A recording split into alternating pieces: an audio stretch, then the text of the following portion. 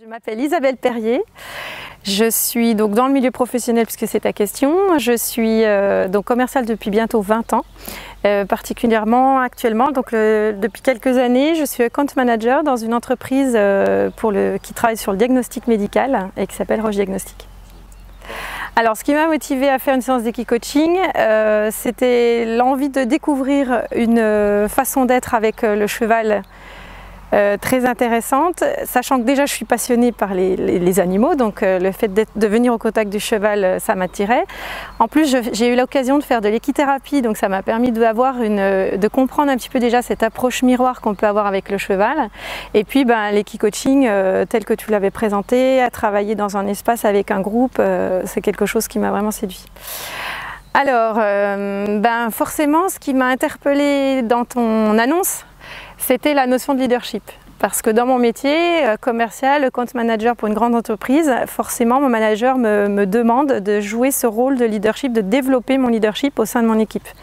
Et donc j'ai trouvé ça très intéressant et assez intriguant de me dire mais comment est-ce que c'est possible que je puisse comprendre cette notion de leadership à travers une séance d'équicoaching. Alors, ce que j'ai vécu personnellement, c'était de me rendre compte que finalement la clé pour moi, déjà que la notion de leadership elle est multiple, on peut tous avoir une définition de leadership qui est différente. En ce qui me concerne personnellement, ça a été de découvrir que plus je m'écoute, plus je suis mes intuitions et mes idées, et plus finalement je me sens à ma place quand ça se passe. Et ça se passe bien, et la relation avec les autres, elles sont fluides. Alors ça c'est par rapport à l'exercice qui a été proposé. Donc déjà le fait d'être accompagné par une propriétaire de chevaux, amoureuse des chevaux, voilà, déjà les chevaux avaient des attitudes qui étaient très rassurantes. Le fait que toi tu sois présent, ça permettait de se dire qu'il allait y avoir un regard posé sur ce qui allait se passer, donc d'avoir un retour. Et puis la séance en elle-même, ce qui était intéressant, c'était de travailler en groupe avec des gens d'horizons vraiment différents et de se rendre compte que chacun peut, à travers un exercice qui a l'air tout simple comme ça, finalement prendre conscience de son attitude, de la portée de ses mots, de ses réactions, et donc de comprendre ce qui peut se passer à l'intérieur de soi.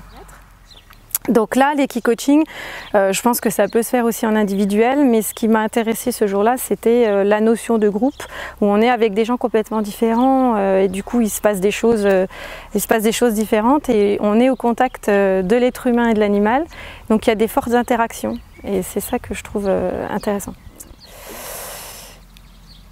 Je pense qu'il y a vraiment un intérêt individuel à ce que chacun comprenne comment il fonctionne et comment est-ce qu'il peut interagir avec l'autre, voire prendre conscience de comment il interagit avec l'autre et peut-être trouver des clés pour modifier ses façons d'interagir pour que finalement tout le monde y trouve son compte et que tout le monde se sente à sa place. Donc je pense que développer son leadership à travers l'équicoaching, ça permet qu'individuellement chacun sache où il en est et comment est-ce qu'il peut améliorer la relation à l'autre, et du coup ça peut en effet de groupe forcément faire élever l'équipe entière au sein de l'entreprise.